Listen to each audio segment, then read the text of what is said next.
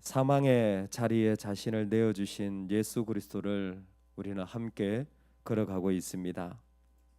그래서 그리스도인들에게 고난의 예배와 부활의 예배는 생명과 같은 믿음의 자리입니다. 오늘 우리가 주님을 따라가는 자리가 바로 말씀하신 그 자리까지 나아가는 은혜가 있기를 간절히 소망합니다. 아멘. 베드로는 3번 주님을 부인하였습니다. 그것은 베드로의 마음에 있는 블랙박스와 같은 것이었을 것입니다. 사람들에게 보여주고 싶지 않았던 그 실패와 죄악됨과 수치의 자리가 그의 안에는 생생하게 분명히 숨겨져 있었습니다. 그런데 베드로의 3번의 그 예수님을 향한 부인과 그리고 거절의 마음은 공교롭게도 예수님께서 겟세마네 동산에서 3번이나 기도하라라고 부탁하셨을 때 그가 기도에 실패했다라는 사실입니다. 베드로에게 말씀하시되 너희가 나와 함께 1시간도 이렇게 깨어 있을 수 없더냐? 마음에는 원이로되 육신이 약하도다. 예수님과 함께 죽기까지 가려는 마음도 있었습니다. 그러나 그 마음을 이루기에는 인간적인 생각과 육체의 욕망이 훨씬 더 컸던 베드로였습니다.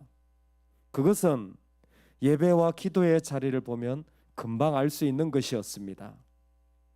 베드로는 기도하는데 놀랍게도 3번이나 실패하였고, 더욱 놀라운 것은 그 실패는 계속 이어지고 있다는 것입니다. 예수님이 부활하셨습니다. 예수님의 부활을 막달라 마리아를 통해서 들었고 베드로는 부활의 주님을 만났습니다. 여러분, 부활의 주님을 만난 베드로가 어떻게 했는 줄 아십니까? 그냥 예전으로 돌아가 버렸습니다. 나는 물고기 잡으러 가노라. 그것이 부활의 주님을 만난 베드로의 요한복음 21장이 소개하는 모습이었습니다. 그리고 오늘 공교롭게도 참 부활의 주님을 만났으면서도 다시 예전으로 돌아가 버린, 내가 했던 습관, 내가 했던 생활, 내가 했던 모습 그대로 살아가려고 하는 그 사람에게 오늘 예수님은 3번이나 질문하십니다. 네가 나를 사랑하느냐라는 질문입니다. 지금 물고기 잡으러 간 베드로를 생각한다면 부활의 주님을 보고도 물고기를 잡으러 갔다라는 것을 보면 네가 나를 사랑하느냐라는 질문은 네가 이 물고기들보다 나를 더 사랑하느냐라는 것으로 금방 해석되어질 수 있을 것 같습니다. 아무리 부활의 주님을 만났다고 해도 내 일을 사랑하는 사람이 있습니다. 아무리 부활의 주님이 계시다고 해도 내 능력과 내 소유를 사랑하는 사람들이 있습니다. 그래서 부활의 주님을 만나고도 나는 물고기 잡으러 가노라 베드로가 말할 때 다른 제자들도 다 같이 그렇게 흩어졌습니다.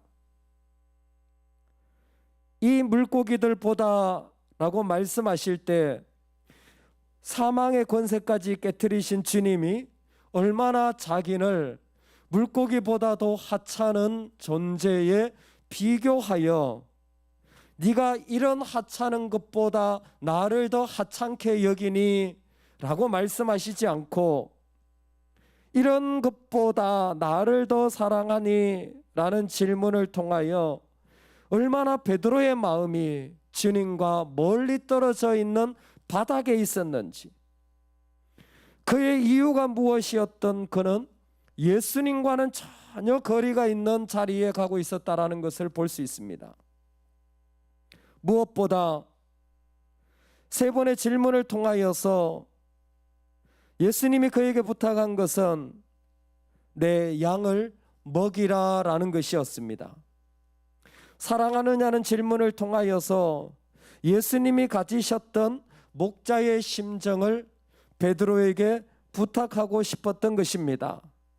다 예수님을 떠나지만, 예수님을 버렸지만 여전히 예수님을 사랑하며 걸어갈 수 있는 상한 심령 말입니다. 나도 예수님을 버렸지만 그러나 여전히 다시 한번 주님을 따라 걸어가고자 하는 그 마음을 예수님은 회복시키시고 싶으셨던 것입니다. 그래서 베드로에게 양을 먹이고 치는 일을 부탁합니다. 베드로의 전공 분야는 뱃일입니다. 베드로의 달란트는 물고기 잡는 것입니다.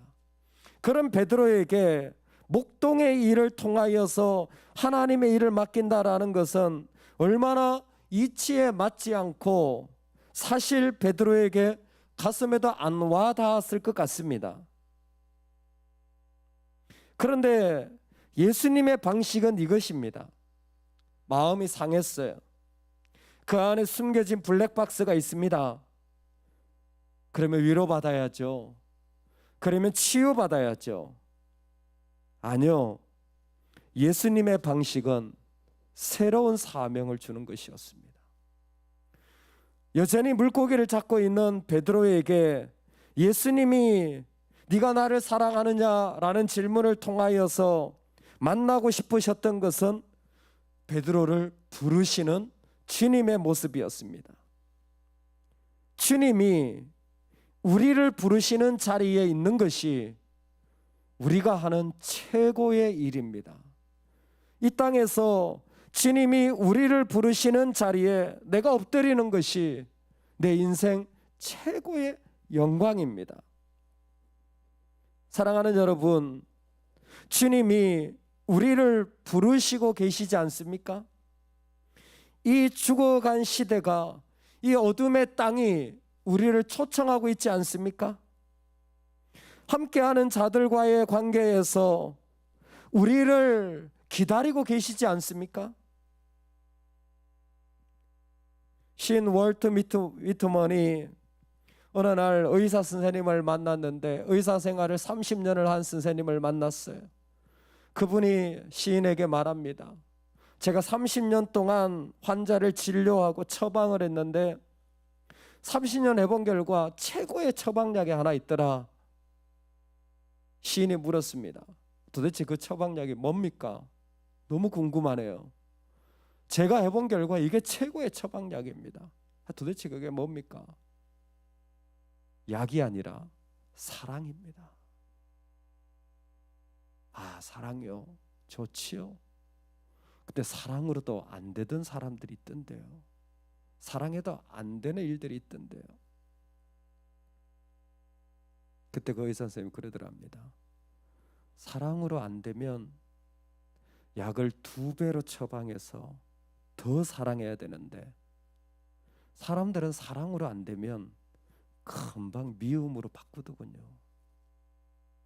내가 사랑했는데 사랑이 안 이루어지면 금방 자신의 마음을 미움으로 바꿔서 달라진다라는 거예요. 오늘 주님이 우리에게 부탁하시는 자리가 바로 네가 나를 사랑하느냐. 베드로는 주님을 사랑할 형편이 안 될 겁니다. 그러나 주님의 부르심은 사랑 없는 자리에 더욱 사랑을 가지고 가라는 초청을 하고 계시는 겁니다. 사랑할 수 없는 자신을 가지고 사랑이 없는 자리에 주님은 우리를 더 부르고 초청하시는 것입니다. 각자의 블랙박스를 가지고 살아가는 삶의 인생의 자리에 오늘 저와 여러분을 주님이 부르실 때에 혼자한 마음으로 더 사랑하며